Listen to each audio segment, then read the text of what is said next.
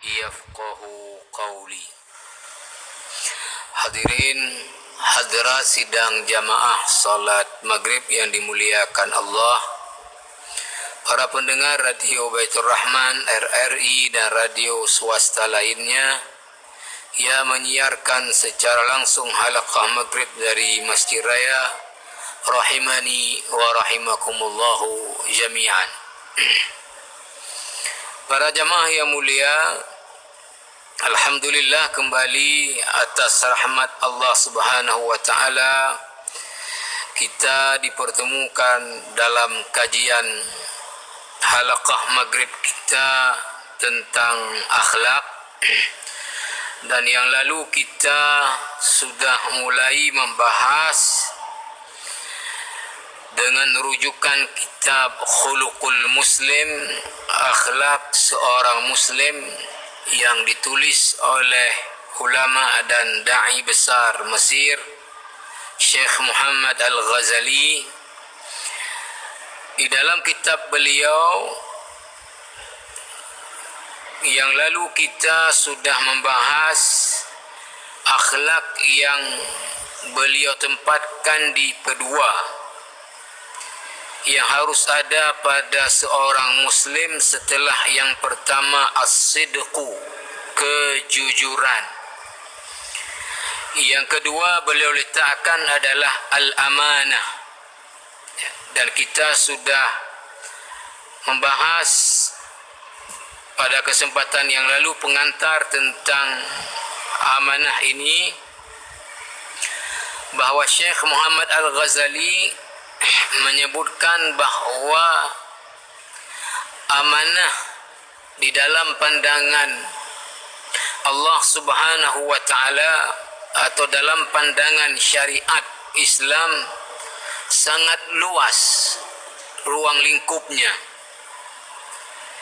di mana orang-orang awam kadangkala membatasi ruang lingkup amanah hanya pada hal di mana dalam susunan amanah itu sendiri ada di posisi yang terakhir, yaitu menjaga sesuatu yang dititipkan oleh orang kepada kita untuk kemudian kita jaga dan kita tunaikan dengan sebaik-baiknya. Namun amanah di dalam pandangan Islam jauh lebih luas daripada sekedar tadi menjaga titipan yang dititipkan orang kepada kita. Maka jamaah yang dirahmati Allah Subhanahu wa taala, malam ini kita mulai masuk membahas tentang di antara makna-makna amanah dalam pandangan Islam yang dijelaskan oleh Syekh Muhammad Al-Ghazali. Beliau sebutkan pertama, min ma'anil amanati wad'u kulli syai'in fil makanil jadiri bihi wal la'iqi lahu. Di antara makna amanah di dalam Islam adalah menempatkan segala sesuatu pada tempat yang semestinya, pada tempat yang sepatutnya. Maka beliau melanjutkan, fala yusnadu mansibun illa li sahibihil haqiqi bihi. Maka tidaklah diberi suatu jabatan publik kecuali kepada orang yang layak untuk itu, orang yang tepat untuk itu. Wala tumla'u wadhifatun illa birrajulil ladzi tarfa'uhu kifayatuhu ilaiha. Tidak diberi sebuah jabatan publik kecuali kepada orang yang memiliki kompetensi untuk itu. Lalu paragraf berikutnya beliau katakan, wa'atibarul wilayati wal a'malil 'ammati amanatun mas'ulatun thabitun min wujuhin katsirah. Jabatan-jabatan publik dianggap di dalam agama Islam sebagai amanah yang harus dipertanggungjawabkan. Ini bisa dilihat dari beberapa sisi. Tadi Syekh Muhammad Al-Ghazali mengatakan di antara makna amanah menempatkan sesuatu pada tempat yang semestinya, memberikan sesuatu kepada orang yang patut untuk itu. Maka jabatan publik di dalam pandangan Islam adalah merupakan amanah. Maka harus diberikan jabatan tersebut kepada orang yang patut untuk jabatan itu. Syekh Muhammad Al-Ghazali mengatakan, ketika kita menyebut bahawa jabatan publik adalah amanah dalam pandangan syariat, ini bisa dilihat dari beberapa sisi. Pertama, beliau mengutip dalil yang diriwayatkan oleh Imam Muslim, fa'an Abi Dzar radhiyallahu anhu qala qultu ya Rasulullah ala tasta'miluni qala fadaraba biyadihi ala mankibi thumma qala ya Aba Dzar innaka dha'ifun wa innaha amanah wa innaha yawmal qiyamati khizyun wa nadamah illa man akhadhaha bihaqqiha wa adda alladhi alayhi fiha. Abu Dzar berkata, wahai Rasulullah, kenapa aku tidak diberi jabatan? Lalu Rasulullah kemudian sambil memegang pundaknya Abu Dzar seraya berkata, wahai Abu Dzar, kamu tidak mampu. Pahamilah bahawa jabatan publik itu adalah amanah dan dia adalah merupakan khizyun, kehinaan nanti di hari akhirat dan penyesalan. Jadi jabatan itu boleh jadi di akhirat nanti justru menjadi kehinaan bagi orang yang memikul jabatan tersebut dan menjadi penyesalan. Kenapa dulu dia minta? Kenapa dulu dia perebutkan? Illa man akhadhaha bihaqqiha wa adda alladhi alayhi fiha, kecuali orang yang memperoleh jabatan dengan cara yang benar dan menunaikan amanah jabatan dengan benar. Hadis ini rawahu Muslim. Maka dengan jelas dalam hadis ini Rasulullah tadi mengatakan kepada Abu Dzar bahawa jabatan adalah amanah. Salah-salah nanti di akhirat jadi kehinaan, jadi penyesalan. Maka Syekh Muhammad Al-Ghazali selanjutnya mengatakan, innal kifayatal ilmiyata awil amaliyata laysat lazimatan li salahin nafsi faqad yakunu ar-rajulu radhiya as-sirati husna al-imani walakinahu la yahmilu min al-mu'ahhalat al-manshudah ma yaj'aluhu muntijan fi wadhifah muayyanah. Syekh Muhammad Al-Ghazali mengatakan kemampuan keilmuan Ya, kemampuan keilmuan al-kifayah al-ilmiyah, kompetensi keilmuan. Awil amaliyah, kompetensi yang sifatnya adalah praktis. Ya. Laisat lazimah li salahin nafsi. Bukan selalu dia sejalan dengan kebaikan pribadi orang. Maksudnya apa? Faqad yakunu ar-rajulu radhiyas sirah, husnal iman. Kadangkala ada orang kalau secara perilakunya sangat-sangat baik, imannya juga garansi. Ya, imannya juga garansi. Walakinnahu la yahmilu minal mu'ahhalat al-manshudah.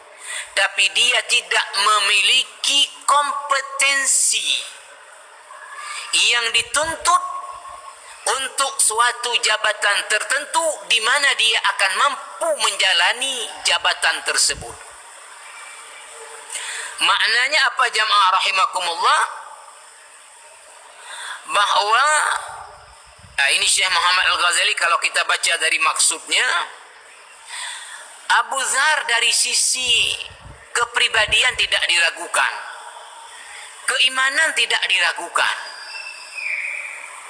tapi Rasulullah tidak memberi jabatan kepadanya. Karena apa? Bukan persoalan keimanan, bukan persoalan masalah kepribadian, tapi kompetensi untuk jabatan tersebut ini tidak dimiliki. Maka artinya apa? Untuk menempatkan seseorang pada jabatan publik tertentu tidak hanya dilihat kepada kepribadiannya, tapi mesti juga dilihat kepada kompetensi keilmuannya, kepemimpinannya, leadershipnya. Lalu beliau menunjukkan satu bukti, Syekh Muhammad Al-Ghazali, ala tara ila Yusuf as-Siddiq innahu lam yurashih nafsahu liidarati syu'unil mali binubuwatihi wa taqwahu fahasbu. Tidakkah kamu memperhatikan Nabi Yusuf alaihi salam ketika mencalonkan diri atau mengajukan diri kepada Raja Mesir untuk memegang jabatan Menteri Keuangan dan Logistik, maka Nabi Yusuf tidak mengajukan diri hanya karena ketakwaan beliau.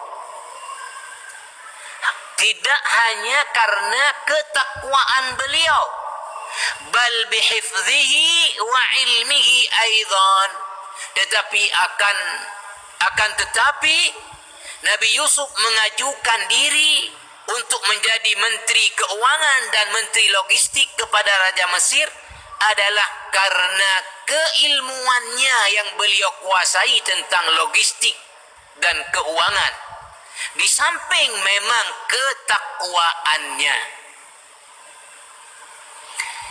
Ini disebutkan dalam surat Yusuf ayat 55, ij'alni ala khazainil ard, wahai raja, angkatlah aku menjadi menteri logistik. Ada dalam tafsir disebutkan dua, menteri keuangan dan logistik. Inni hafizun alim, sesungguhnya saya adalah orang yang pandai menjaga amanah, alim, punya ilmu tentang masalah logistik dan keuangan. Jamaah rahimakumullah,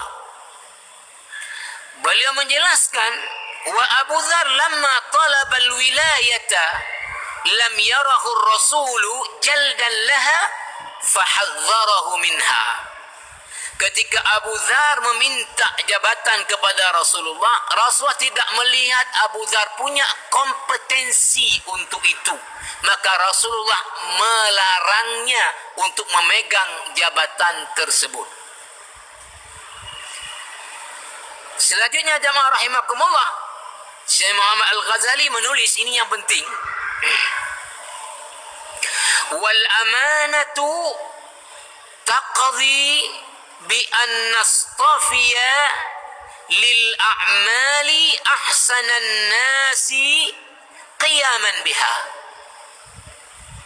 Maka secara amanah mengharuskan kita untuk memilih orang-orang yang terbaik untuk suatu jabatan tertentu. Ketika kita ingin memberi jabatan tertentu kepada seseorang, maka secara amanah kita diwajibkan untuk memberi itu kepada orang yang paling berhak, artinya paling berkompetensi untuk itu, baik kompetensi kepribadian secara integritas maupun kompetensi keilmuan. Perhatikan lanjutannya, Syekh Muhammad Al-Ghazali mengatakan, ini penting, فَإِذَا مِلْنَا عَنْهُ إِلَى غَيْرِهِ. Kalau sekiranya kita condong kepada orang yang sesungguhnya tidak memiliki kompetensi atau tidak patut dan layak untuk jabatan itu, tapi kita beri ke dia, disebut sebab apa? Lihawan, karena hawa nafsu kita, au riswah karena sogok, au qarabah, au karena kroni. Ya, ada jabatan tertentu, di situ ada orang yang lebih berhak, tapi karena kroni, karena sogok, karena hawa nafsu kita, maka kita beri kepada orang yang tidak berhak untuk itu dengan menggeser orang yang berhak untuk itu. Apa kata beliau? Faqad irtakabna khiyanatan qadihah fadihah. Maka sungguh kita telah melakukan pengkhianatan besar.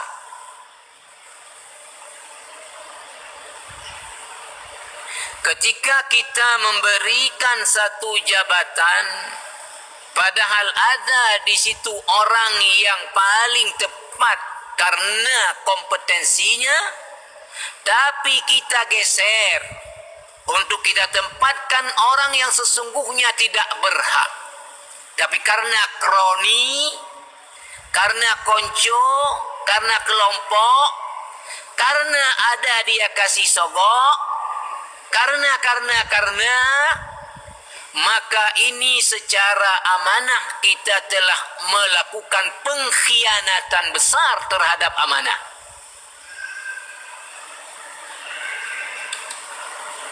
Ini yang bilang Syekh Muhammad Al-Ghazali, dan beliau berdalil kepada hadis Nabi. Dalilnya apa? Baru beliau sebutkan di bawah ini. Hadis ini diriwayatkan oleh Al-Hakim. Qala Rasulullah sallallahu alaihi wasallam, man ista'mala rajulan ala isabah wa fihim man huwa arda lillahi minhu faqad khana Allah wa rasulahu wal mu'minin. Siapa yang menggunakan seseorang untuk suatu jabatan, padahal di situ ada orang lain yang lebih mampu, lebih berkompetensi, sungguh orang ini telah mengkhianati Allah, mengkhianati Rasulullah, dan mengkhianati orang-orang yang beriman. Enggak tanggung-tanggung, yang dikhianati Allah, yang dikhianati Rasulullah, yang dikhianati orang-orang yang beriman. Nah, hadis ini kalau dibawa kepada potret kehidupan kita seperti apa kira-kira jamaah rahimakumullah?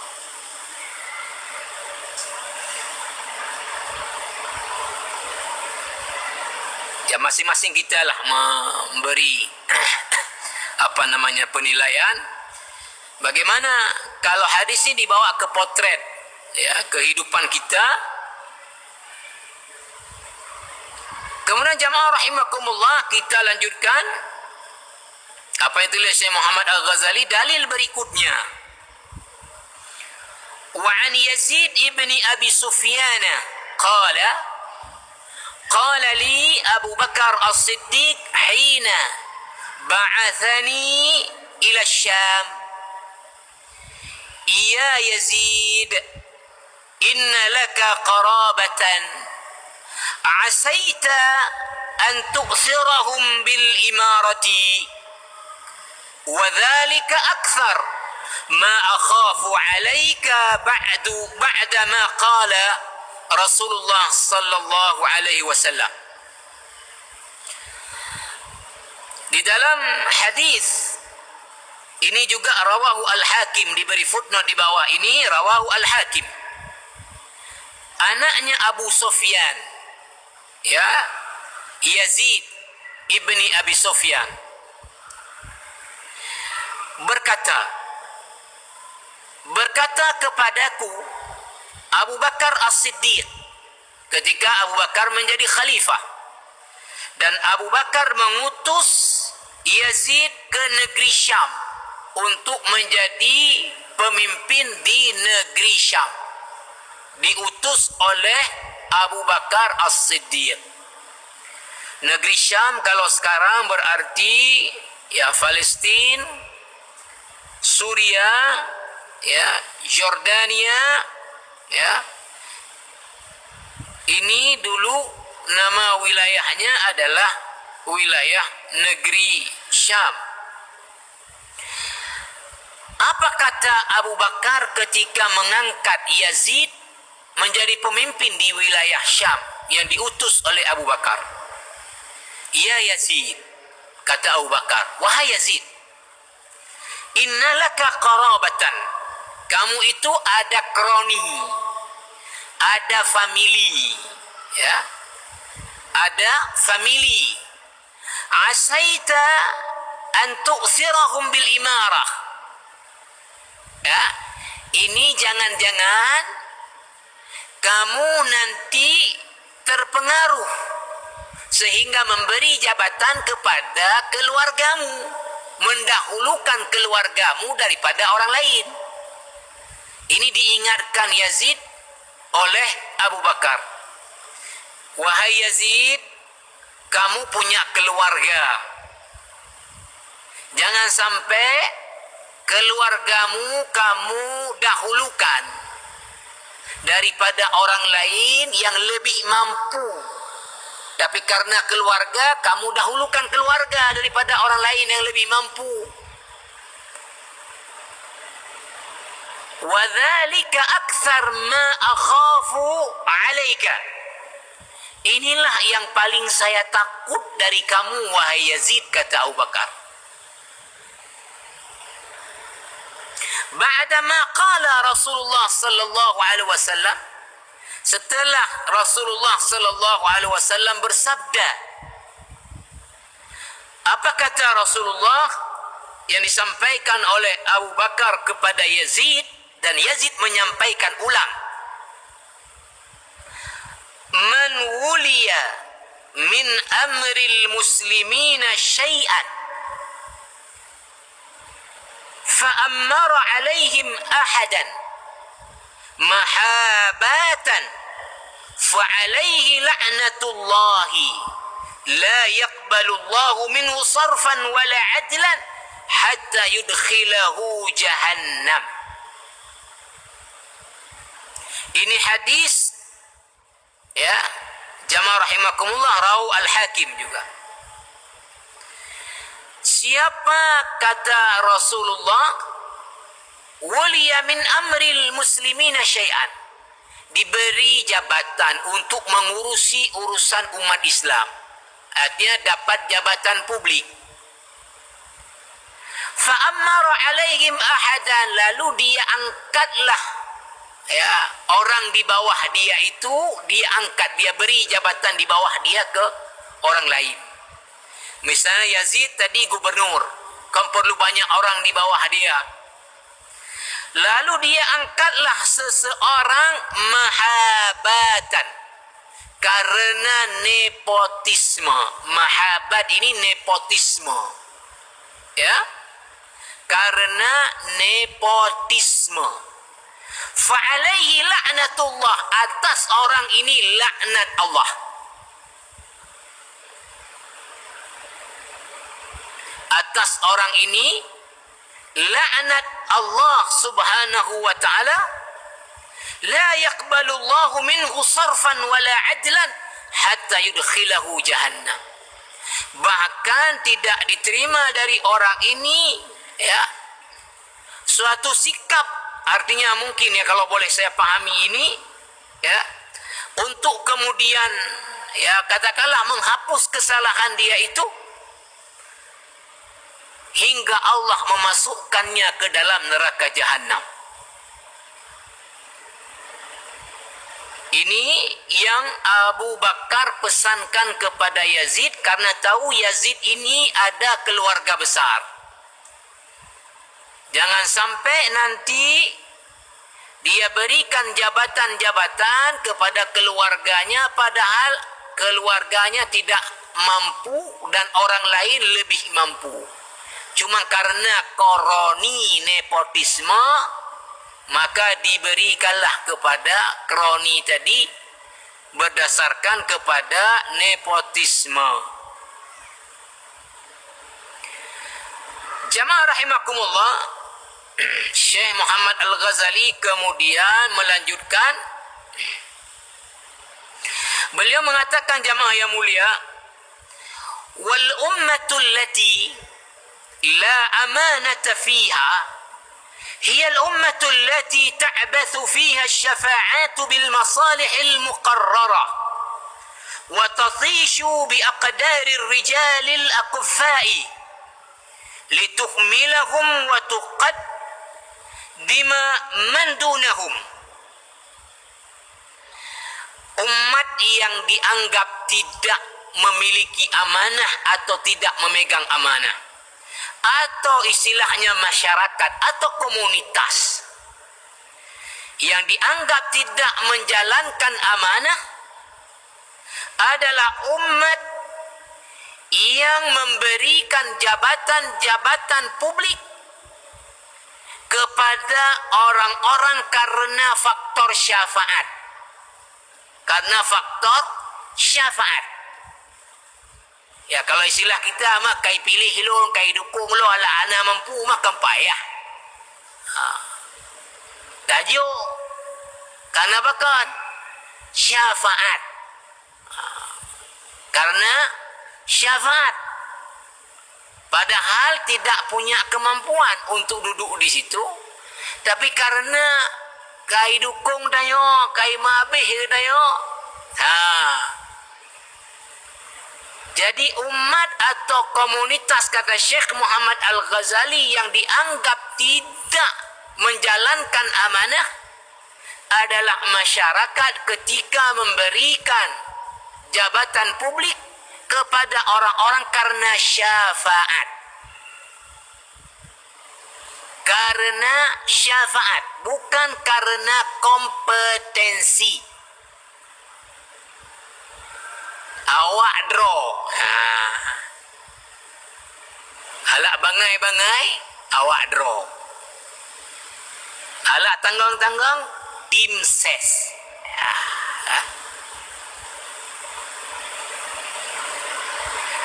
Sehingga apa kata Syekh Muhammad Al-Ghazali?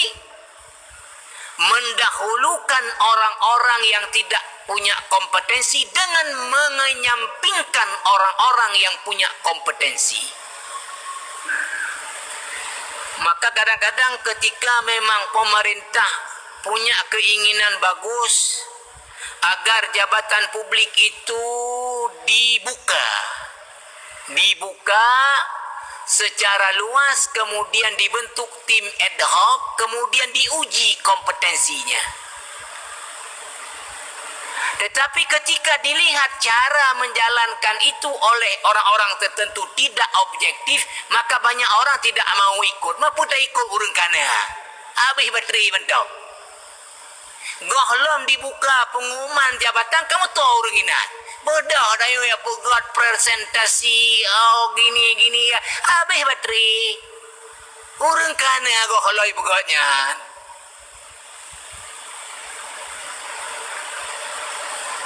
Kenapa itu dibuat? Karena diperintahkan. Padahal dari perintah ini bagus tujuannya. Supaya yang duduk di jabatan itu sudah lulus ujian. Tapi yang masalahnya adalah dia yang menguji ini. Bukan nanti berdasarkan kompetensi, tapi berdasarkan syafaat. Akhirnya orang-orang yang punya kompetensi sendiri ketika ini dibuka memilih untuk tidak mendaftar. Karena apa? Sudah tahu karena urung. Betapa habis bateri. Ya begot presentasi ya.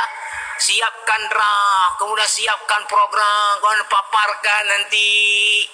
Urung karena apa habis bateri bendong. Lebih got, ndak usah.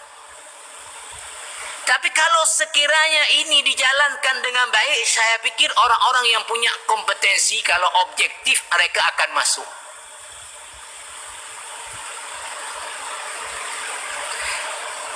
Ini jamaah rahimakumullah. Kemudian, Syekh Muhammad Al-Ghazali melanjutkan, وَقَدْ أَرْشَدَتِ السُّنَّةُ إِلَى أَنَّ هَذَا مِنْ مَظَاهِرِ الْفَسَادِ الَّذِي سَوْفَ يَقَعُ آخِرَ الزَّمَانِ. Gejala seperti ini, fenomena seperti ini telah ditunjukkan oleh hadis Nabi sallallahu alaihi wasallam merupakan tanda-tanda kerusakan yang akan terjadi di akhir zaman. Mana dalilnya? Baru beliau kemudian menyebutkan hadis diriwayatkan oleh Al-Imam Bukhari. Ja'a rajulun yas'alu Rasulullah sallallahu alaihi wasallam mata taqumu as-sa'atu faqala lahu idza dhiy'at al-amanatu fantadhir as-sa'ah. Datang seorang laki-laki menemui Rasulullah, lalu dia bertanya kepada Rasulullah, mata taqumus sa'ah, Rasulullah, kiamat itu kapan terjadi? Lalu Rasulullah menjawab kepada orang ini, idza dhiy'atil amanatu fantadhiris sa'ah. Kalau amanah sudah disia-siakan, tunggulah waktunya. Faqala wa kaifa idha'atuha. Orang ini tambah bertanya kepada Rasulullah, bagaimana yang dimaksud dengan menyia-nyiakan amanah? Rasulullah menjawab, qala idza wusidal amru li ghairi ahlihi fantadhiris sa'ah. Kalau sebuah urusan dikasih kepada orang yang tidak mumpuni, kalau sebuah urusan tidak atau dikasih kepada orang tidak punya kompetensi, maka itulah waktu kehancurannya. Maka kadang-kadang mohon maaf ketika ada orang artinya menyampaikan ke saya keluhan, misalnya sebuah kepemimpinan tidak ada majunya, banyak rusaknya. Ya saya bilang orang yang memegang amanah itu tidak punya kompetensi. Ya inilah kemudian konsekuensinya. Orang yang pegang amanah tidak punya kompetensi. Baik kadang kompetensi kepribadian integritas, bahkan kompetensi tadi ya kapasitasnya. Maka akhirnya apa ya? Inilah yang kemudian kita terima.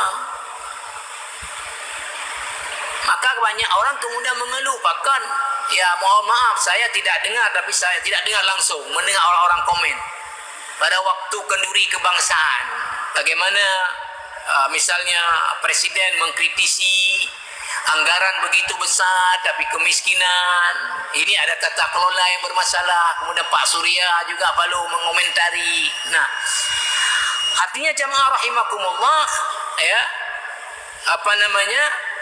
hal-hal seperti ini seharusnya yang menjadi